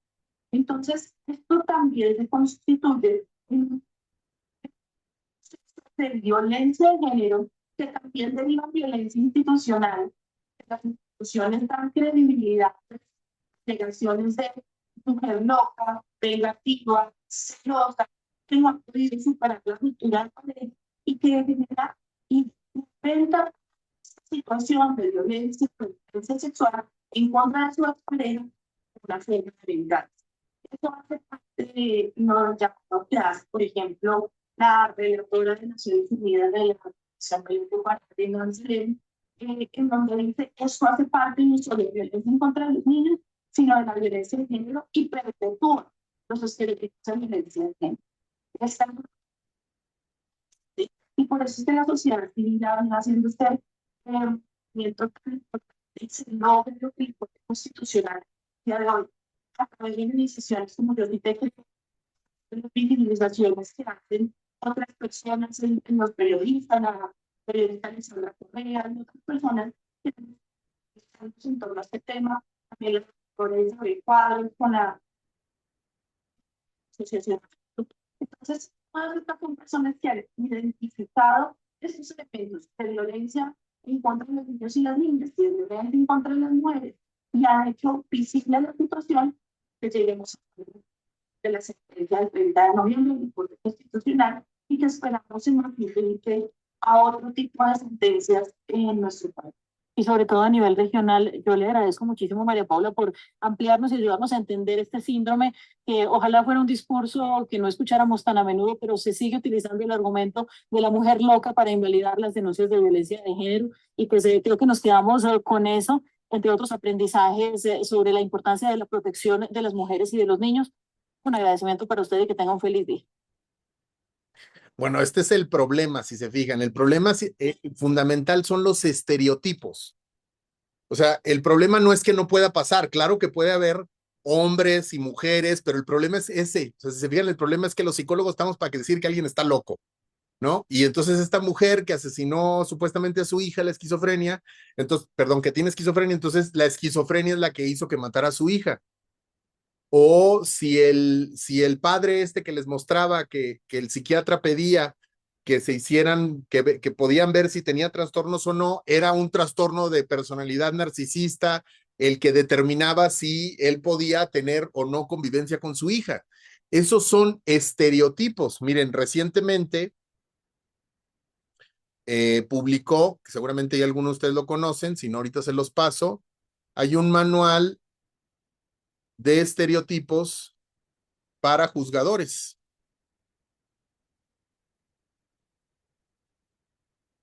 Está bastante bueno. Les paso el enlace para que lo tengan ahí en el chat. Ahí lo pueden bajar. Se llama Manual sobre efectos, Manual sobre los efectos de los estereotipos en la impartición de justicia. Y esto pues otra vez es importante porque nos permite discutir o hablar sobre estos fenómenos sin caer precisamente en esos lugares comunes, ¿no? El padre, o sea, por ejemplo, hay muchos estereotipos sobre la paternidad también, por ejemplo, que la paternidad es secundaria, que los hombres en general no tienen o no tenemos condiciones naturales para cuidar a los hijos, o que nosotros cuando ejercemos nuestra paternidad, pues tiene que ser, por ejemplo, desde el proveer, eso es mínimo y fundamental y le toca a ambas partes o a todas las partes involucradas, todos tienen que proveer de las condiciones básicas a niños y niñas, pero muchas de las veces se tiende a poner eso en los padres, y a las mujeres se les condena a cuestiones de cuidados, a cuestiones de alimentación, es decir, roles de género. Esto no quiere decir que tú, yo, quien quiera, decidamos organizarnos de esa manera en nuestra familia, no. Eso quiere decir que no podemos partir de eso.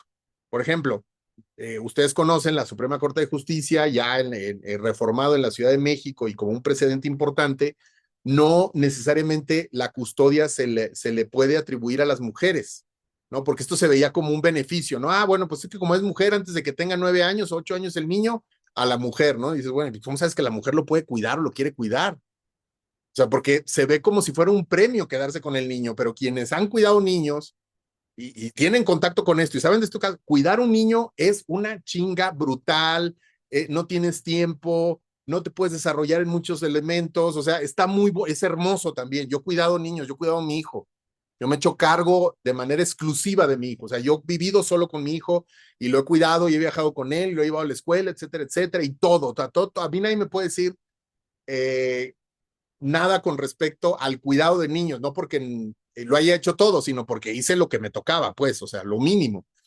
Y de ahí inmediatamente te das cuenta de que es una chinga, ¿no? Y que es una friega, y que esta idea de que el niño sea utilizado como una figura porque ese es el problema, que muchas de las veces se están peleando o la pensión o la figura de paternidad o maternidad, es lo que están peleándose. O sea, perdóneme que generalice, pero llevo 25 años en casos de familiar y no hay nada que me canse más. O sea, yo acabo de estar ahorita en una cárcel. Estuve 3 horas entrevistando a una víctima de tortura y le juro que escuchar a una víctima de tortura 3 horas es algo que me desgasta mucho, que me conmueve mucho. Eh, Él lloró, a mí se me rasaron los ojos, o sea, porque oír esas cosas es brutal, pero escuchar a una madre o un padre en una cuestión de custodia es para mí más difícil que eso, se los juro, porque es como oír las cosas más superficiales muchas de las veces, una actitud, no, otra vez estoy generalizando, obviamente, ¿no? Porque es mi amargura, como les digo, ya tengo 25 años con eso, pues ya estoy amargado. Y les quiero compartir algo que hice en la última, tengo ahorita como 3 o 4 casos de custodia y hice algo que siempre había hecho, pero que nunca lo había hecho consciente. Se los comparto. Cuando llegan a la custodia, cuando llegan conmigo a la custodia, perdón, a la entrevista, yo les hago pues les doy las instrucciones y una advertencia, les digo, quiero que entiendas que yo este tipo de investigaciones, le digo a la madre o le digo al padre, lo manejo más como una entrevista de trabajo que como una evaluación psicológica tuya de tu persona, de tus sentimientos. O sea, me interesa mucho saber mucho de ustedes y su historia, porque si ustedes han estado en esto, seguramente les ha tocado que te agarras hablando del niño y hablan del niño nada. Pero pregúntales cómo se conocieron y cómo al principio fueron las cosas y luego qué pasó y luego qué sucedió esto. O sea, no digo que no esté feo, pero no estoy en un caso de violencia familiar. Me explico, si estuviera en un caso de violencia familiar, pues es otra cosa. Yo lo que quiero es saber toda esa dinámica y quiero clavar. Pero ahorita lo que me interesa es ver quién se va a cuidar, quién va a cuidar al niño, cómo y por qué y si tiene la habilidad para hacerlo. Y entonces yo, no sé si esté bien o esté mal, pero yo te lo estoy diciendo, cuando yo estoy entrevistando, se los juro que sí le digo, oye, le digo, pero a mí me interesa saber si tú realmente conoces a la maestra del niño. Porque muchas de las veces te dicen, no, yo soy el que yo voy por él, yo lo traigo, yo no. Y le digo, ¿y cómo se llama? ¿Cómo se llama la escuela donde está? Bueno, ¿cómo se llama la maestra? Fíjate que la acaban de cambiar. A ver, ¿cómo se llama la anterior? Híjole, tampoco me acuerdo. Puras mentiras, nomás te están diciendo. Mira, si tú, no digo que se tengan que acordar de todo, obviamente no es una prueba de memoria. Si tú cuidas un niño, tú sabes qué no come, tú sabes lo difícil que es ciertas cosas, lo fácil que son otras, obviamente, cómo se llama su amigo. La clásica es, oye, ¿qué cosas le gusta ver al niño? ¿Qué entretenimiento, no? Videojuegos, YouTube, en aquel tiempo, pues yo me acuerdo al principio qué caricaturas veían, ¿no? Y los papás o los que no estaban ahí presentes no sabían ni qué caricaturas, me están mencionando caricaturas de su época. Entonces, yo sí creo mucho que algo que tenemos que, o sea, que la única forma de poder avanzar con respecto a los estereotipos es hacer evaluaciones que realmente vean los derechos de niños y niñas. ¿Y qué derechos yo veo? Yo veo 3 derechos y a partir de eso lo organizo todo. Derecho número 1, derecho a la asistencia. ¿Qué es eso? Bueno, vivimos en un contexto adultocentrista, ¿no? Todo está hecho para adultos, ¿no? Los automóviles, las sillas, todo está hecho para adultos. ¿Eso qué significa? Que los niños requieren de adultos para poder acceder a cosas que no pueden porque el mundo no está hecho para niños, pues. O sea, cuando tú lo llevas a un parque, pues no necesitas estar ahí con ellos porque todo está hecho para que ellos brinquen, suban, vean, muevan, jueguen, un museo. O sea, esos lugares están hechos para niños. Es como ir al cine con un niño en una película para niños, pues que corran. Yo veo a los niños corriendo a veces en la sala y hay gente que se enoja y dices, bueno, pues cállate, o sea, esto es un cine para niños, déjalos que hagan lo que quieran, ¿no? Pero la mayoría de los espacios no son así. La mayoría de las veces necesitan a alguien más alto que alcance las cosas, alguien que les explique qué es lo que está sucediendo y entonces el derecho es el derecho a la asistencia. Y fíjense cuál es mi lógica. Mi lógica es, el niño tiene derecho a todo, pero como el mundo no está hecho para ellos, así como si fuera una discapacidad, pues necesita alguien que le asista. Y entonces el trabajo de tener la custodia y de cuidar a un niño implica conocer sobre esos derechos y cuál es tu rol como cuidador, que es asistirle. Segundo derecho, derecho a la protección. Niños y niñas son un grupo históricamente, o bueno, más bien un tipo de persona, vamos a decirle, porque no son un grupo y una comunidad, sino es un momento de la etapa del desarrollo, históricamente vulnerable. ¿Por qué? Pues porque muchas de las veces de entrada no vivimos en culturas que protejan a las infancias, sino que las ponen en un segundo término, sino que al contrario de que las cuidemos y las respetemos y las escuchamos y las incluyamos, más bien se les explota. Vivimos en uno de los países en donde más explotación laboral infantil existen. Yo tuve la oportunidad de colaborar con la OIT, la Organización Internacional del Trabajo, en Perú, en un programa que duró bastantes años, para sensibilización de psicólogos y psicólogas para que detectaran explotación laboral y sexual en niños y niñas. Porque muchos psicólogos cuando evalúan a niños y niñas piensan que como el niño está contento, pues entonces no está traumado, y si no está traumado, pues no tiene nada, una enfermedad, y entonces pues no pasa nada, ¿no? O sea, se permite que siga bajo esa violencia. Dice Arminda, dice, maestro, yo he leído evaluaciones sistémicas en las que solamente se hace un vaciado de lo dicho en la entrevista por los padres y los hijos. Es solo un vaciado con aplicación de pruebas proyectivas y quizá un test cuida, sí, y ya con eso, ¿no? ¿Usted podría proporcionarnos un ejemplo de una evaluación sistémica? Sí, claro, les voy a presentar uno. De hecho, se los voy a pasar. ¿Cómo ven si hacemos eso al final? Déjenme lo anonimizo.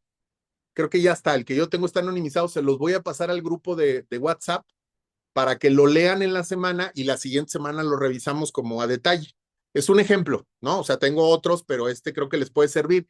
Y la siguiente semana les puedo enseñar uno de adolescentes para que vean ustedes cómo se puede hacer otra psicología que no esté pensada en exactamente lo que nos estás diciendo, porque eso que nos está compartiendo la compañera es lo más común, pero lo más común, ¿eh? O sea, realmente,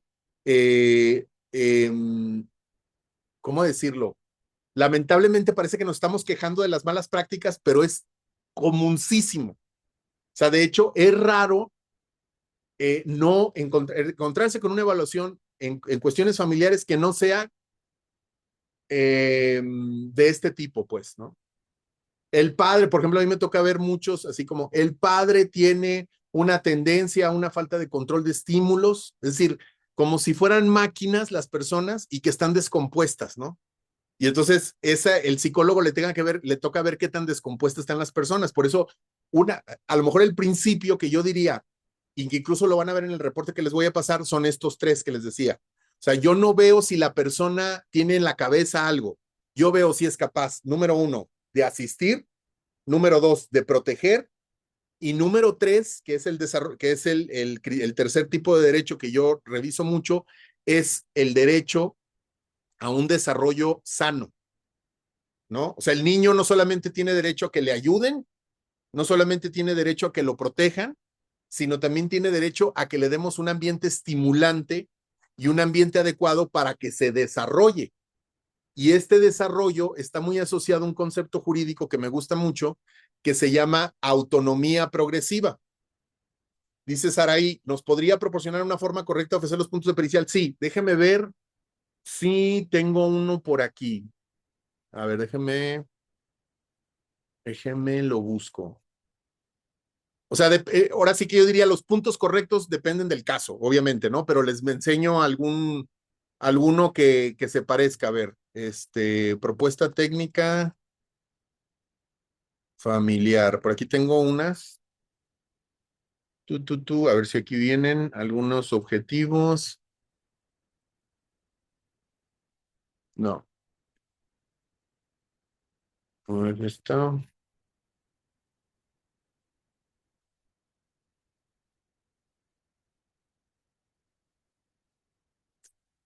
Ahorita les enseño una, deje que me lo encuentra, pero básicamente lo que yo tiendo a poner, dependiendo obviamente del caso, es sobre competencias parentales, pero sobre todo sobre derechos. Es que lo ha cambiado, la verdad es que lo cambio dependiendo del caso. Pero déjeme le busco uno, a ver. Por aquí en el Drive puede ser que tenga uno. Escrito, familiar, competencias. A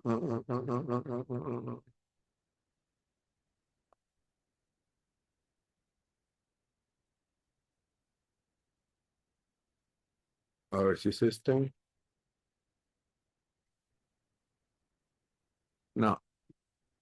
Eh, Déjenme lo busco y se los paso. De hecho, el caso que vamos a ver para la siguiente clase, les voy a enseñar un caso en donde yo lo que hago es que me llegan unos objetivos que son como los que hemos visto, que si la madre tiene trastornos, que si el niño tiene trastornos, que si el papá tiene trastornos, y en mi reporte le enseño al juez y le digo, no, juez, es que así no se deben de plantear los objetivos, se deben de plantear así.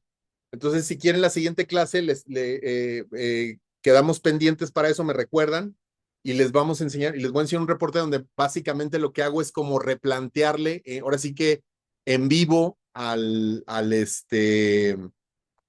juez. Pero a ver, de manera general, sí les puedo decir que digamos, los objetivos iniciales deberían de ser sobre, uno, competencias parentales, es decir, que se hagan evaluaciones sobre las competencias parentales, pero no solamente sobre las competencias parentales, sino sobre las competencias parentales y cómo se aplican en este niño o niña. Es decir, no es una evaluación para ver si alguien es buen papá en abstracto o buena mamá en abstracto, sino más bien es una evaluación para poder determinar cuáles son, y yo por lo regular las competencias parentales las veo mucho en el sentido de los derechos fundamentales del niño. Hay un informe de Naciones Unidas que habla sobre el derecho de todo niño o niña al más alto nivel posible de salud, dice. Esto es muy importante porque no se trata de que los papás o las mamás no nomás no les peguen a los niños, sino que de acuerdo al niño o la niña estén haciendo lo adecuado porque tenga lo que les platicaba, la autonomía progresiva. Es decir, les doy un caso que tengo ahorita de custodia. El niño o la niña no es un niño en este caso, tiene neurodivergencia y tiene algo que se llaman altas capacidades.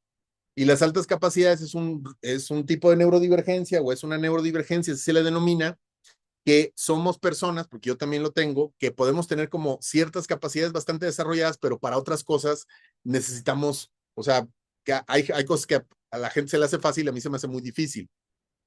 Y eso implica una forma de entender y una forma de acompañar y una forma de educar y una forma de poner límites y todo lo que les gusta a los psicólogos y a los papás. Y entonces, si tu hijo, se lo estaba diciendo, esto fue en una entrevista directamente con una madre, le dije, oye, por lo que me platicas, ¿te han dicho si tu hijo tiene altas capacidades o algo así? Me dice, sí, algo así me dijeron. Y le digo, ¿y cuándo te lo dijeron? No, pues en una escuela en la que estuvo. Y le digo, ¿y qué hiciste al respecto? Me dice, no, pues la verdad es que no he hecho nada. Y le digo, ¿y no se te hace profundamente negligente?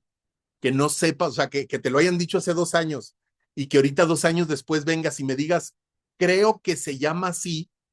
O sea, es como si tu hijo te dijera, no, pues tu hijo tiene diabetes tipo no sé qué. Sí me dijeron que tenía como diabetes o algo así. Güey, es tu obligación enterarte sobre eso. No tienes que ser un especialista, pero si no sabes, quiere decir que estás dejando a la buena de Dios a ese niño. A eso me refiero. O sea, eso es lo que yo veo. Así miren, mi regla básica es, si no estás enterado, olvídate de todo. Si yo me siento con un señor y no sabe nada de ese niño, dices, no, pues ¿qué vas a...? O sea, hagan de cuenta que en lugar de estarles preguntando cómo te llevas con el niño, pregúntele, oiga, ¿qué medicamentos toma? ¿No? ¿Qué tipo de alergias tiene? Como trivia, pues, como trivia. Y ahí es donde van a ver quién es el que está cuidando. Los cuidados en su mayoría, la verdad, están feminizados.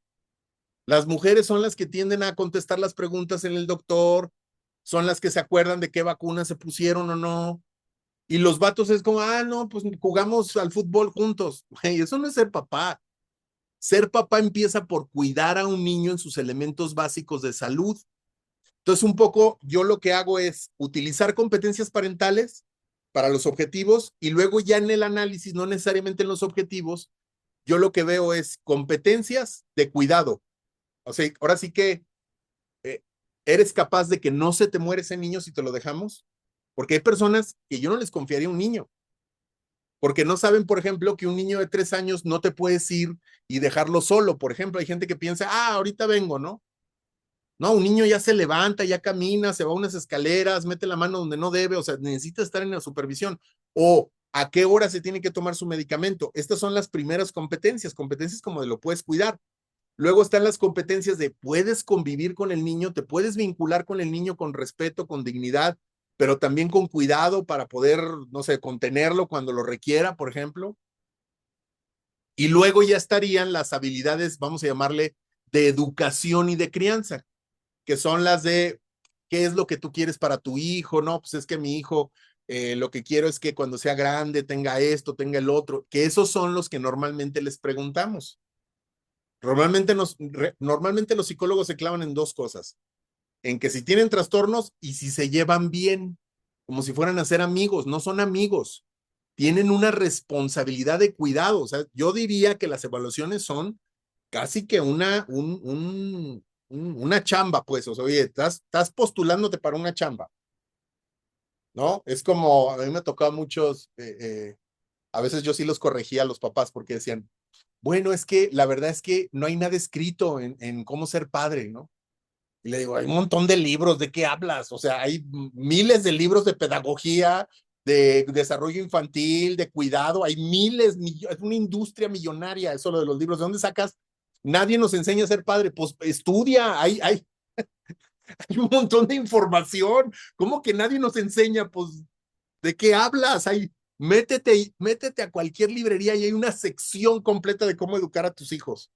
Más bien, no te pones a leer sobre eso. Más bien, cuando está el doctor hablando de que está enfermo del oído, tú dices, ay, que esta lo arregle, ¿no? Ay, que se le quite. No, es una responsabilidad. Entonces, yo creo que lo que decíamos hace rato, el tema de los estereotipos nos hace que les dejemos pasar a las personas cosas que no les debemos dejar pasar, porque recuerden que el que tengo enfrente a mí me vale. A mí me importa el niño o la niña de ese caso. Yo siempre que me contrata a alguien, porque me hablan y me contratan pues, las partes, yo siempre le digo, nada más sé bien consciente que a mí me estás contratando no para ti, para tu hija. O sea, yo voy a pelear siempre por tu hija y todas mis recomendaciones en mi reporte tienen que ver con tu hija y a veces voy a pasar por encima de ti. Si así quieres contratarme, contrátame. Si no, no me contrates porque vamos a acabar en broncas y me va bien. Me va bien. Miren, antes de terminar, quisiera mostrar esto para cerrar con respecto a la alienación parental, para que nos quede claro. La alienación parental como síndrome, no, pues. O sea, no es una enfermedad que el niño tenga en la cabeza, sino más bien es una conducta que efectivamente se puede dar. La Corte habló al respecto. La siguiente clase les voy a mostrar este informe que les voy a mandar ahorita por WhatsApp para que lo lean y vamos a ver el otro de adolescentes para que vean ustedes ahora cómo podríamos ahora sí les voy a enseñar un caso en donde unos adolescentes no rechazan a su madre, no quieren ver a su madre. Y entonces la madre dice, están siendo alienados o esto es violencia vicaria, en este caso más bien lo petió violencia vicaria. Y les voy a mostrar cómo le hicimos para poder probar la hipótesis o descartarla. Vamos a escuchar esto para que vean que la alienación parental deja de ser un concepto psicológico y se vuelve más bien una conducta que se tiene que probar. No es algo que se va a ver en un test de un niño para ver si tiene alienación, sino más bien es algo que se tiene que comprobar con diferentes datos. Y se da cuenta, que me fue el caso de las consecuencias que puede tener para la convivencia en una familia, para el tema de patria potestad, etcétera, si dices, déjame entenderle bien, sí, exacto, déjame entenderle, ¿no? Sobre todo el tema tan delicado, el tema de sociedad tan delicado como es precisamente tratar de dilucidar este fenómeno. Y entonces, bueno, pues básicamente analizamos este fenómeno, se empezó a estudiar a raíz, bueno, básicamente a partir de los años 60 y 70 en Estados Unidos, y ya, digamos, una especie de auge con un psicólogo y psiquiatra norteamericano llamado Richard Gardner, es como el gran nombre, ¿verdad? Esa referencia me parece citado varias veces en la sentencia y es un diálogo, ¿no? Por su pensamiento. Desearía que sí, pero voy a platicar a lo largo del desarrollo de esta parte del programa las fotos que tuvo Gardner y las teorías de Gardner, ¿no? Entonces, y después, digamos que tenemos un antes, una etapa durante Gardner y una etapa posterior a Gardner. Y eso es lo que nosotros vamos a estudiar como etapa antes de entrar al análisis constitucional de las normas, nos abocamos precisamente pues, a estudiar este fenómeno. Nada más para decirte, por ejemplo, primero advertimos que hay digamos, como que dos grandes visiones de lo que se llama alienación parental, si es suscriptivo de síndrome. Hay que distinguir, ¿verdad? Hay que distinguir. Esa es específica. Es específica. Primero, distinguimos alienación parental como cualquier conducta o actitud de rechazo que tiene como origen cualquier causa.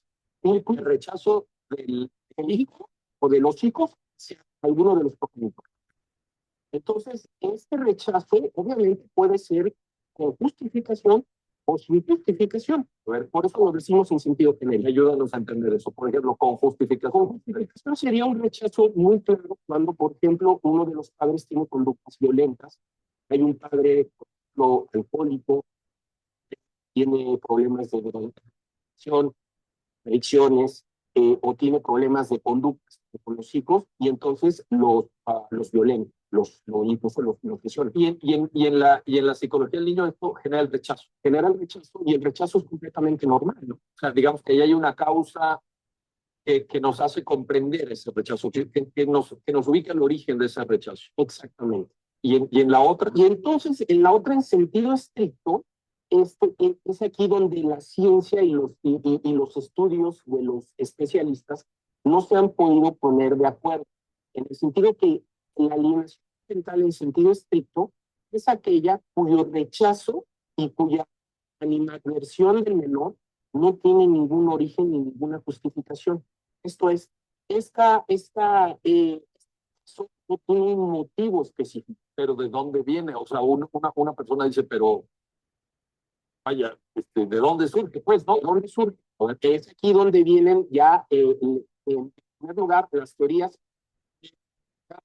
¿Y qué dicen estas teorías de Garner, ¿no? O antes de Garner? Bueno, pues hay diferentes posicionamientos que establecen, por ejemplo, hablan unos del conflicto de Medea, ¿sí?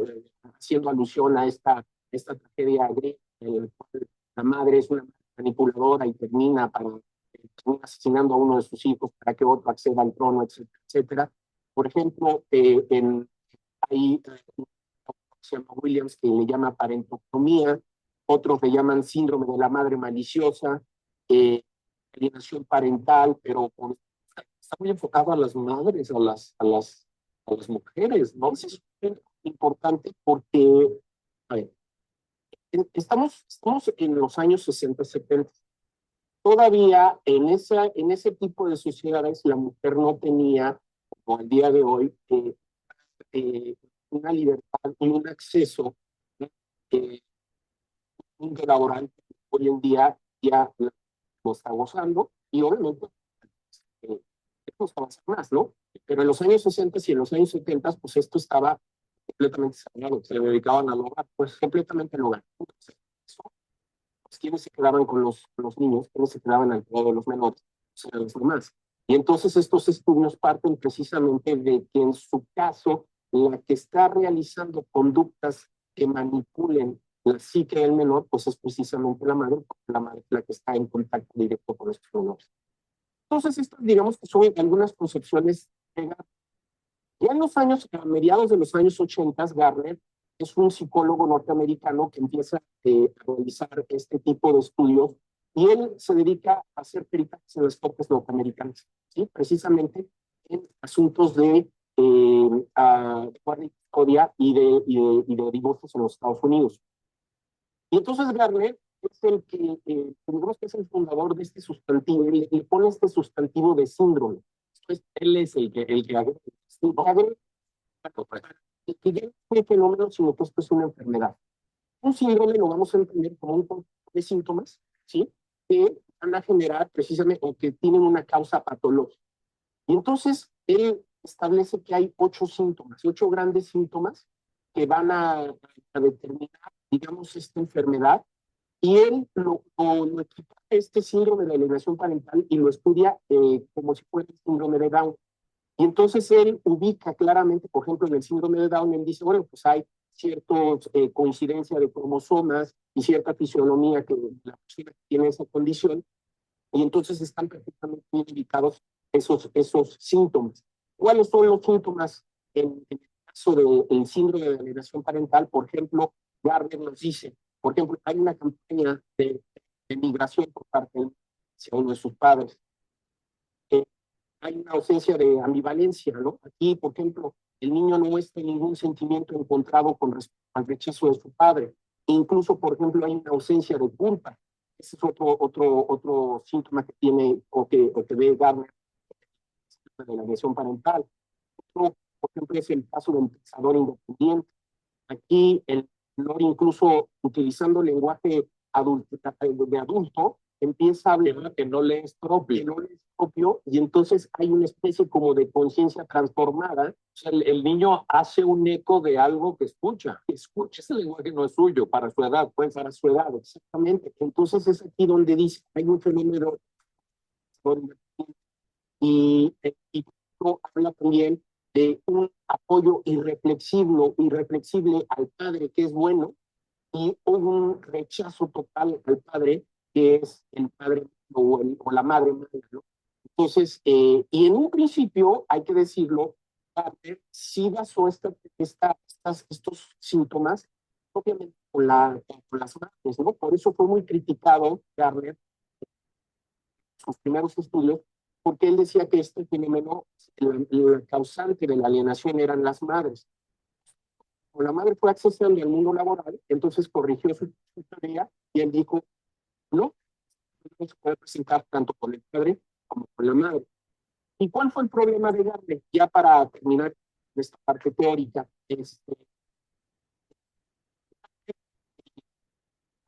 con sus teorías se confrontó el mundo académico. Esto es, tú eres un excelente académico, tú sabes que en el mundo de la academia, cuando uno escribe una teoría, uno se tiene que enfrentar con sus pares. Y estos pares hacen un arbitraje, incluso de doble ciego, en el cual hay índices como el índice de CONACYT, que establecen una calidad de la producción científica. Gardner escribió todo esto con su propio editorial, él mismo creó, y nunca se confrontó con sus pares. Y esto que generó, obviamente, que pues Gardner fue extremadamente, pues, de críticas con la comunidad científica, porque ellos decían que él nunca había probado precisamente esta teoría científica. Entonces venía una crítica, por una parte, desde la óptica feminista, por esto de hay una ir a la crítica mamá. científica y hay una crítica social de las teorías de Gardner. Podemos aceptar que tenía en algún punto, desde cierto punto de vista, razón.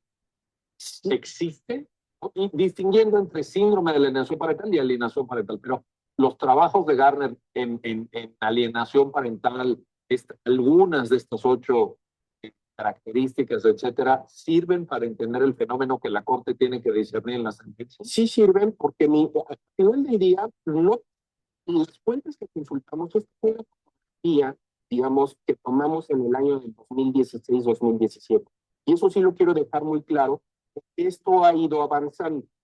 E incluso el problema de las fuentes que nosotros consultamos en el 2016, porque todavía el fenómeno no estaba aceptado por asociaciones de psicología norteamericanas o por la Organización Mundial de la Salud, el Internacional de Enfermedades. O sea, como síndrome. Como enfermedad. O sea, tenemos un catálogo, la OMS dice existe la hipertensión, existe el cáncer, etcétera, etcétera. Y no había reconocido hasta el CIE 10, antes del 2019, no había reconocido este tipo de fenómeno. Hoy en día, la Organización Mundial de la Salud habla de un determinado, no habla de alienación parental ni de síndrome, de problemas de la relación entre el cuidador y el niño, y la descripción es un tanto cuanto ambigua. Entonces, sí quiero dejar muy claro aquí que el fenómeno ha ido avanzando y se ha ido reconociendo. La sentencia reconoce que existe el fenómeno de manipulación hacia un menor y el rechazo sin sentido y sin razón de ese menor hacia uno de sus hijos. Y a esto le llamamos alienación parental. Alienación parental. No síndrome. No síndrome. Exacto. No nos metemos en esta problemática porque no hay consenso científico con ese respecto. Bueno. Bueno, pues ese es el estado de la cuestión. Denme chance, ahorita voy a anonimizarles el reporte, se los mando por el WhatsApp para que le den una revisada en la semana y la siguiente vemos ahora sí cómo entonces podemos evitar estos problemas y podemos hacer una investigación que sí dé cuenta de este fenómeno que claramente existe, que es la interferencia parental. Les agradezco mucho su participación, sus preguntas, sus comentarios y nos vemos la siguiente semana. Muchísimas gracias, descanse. Gracias.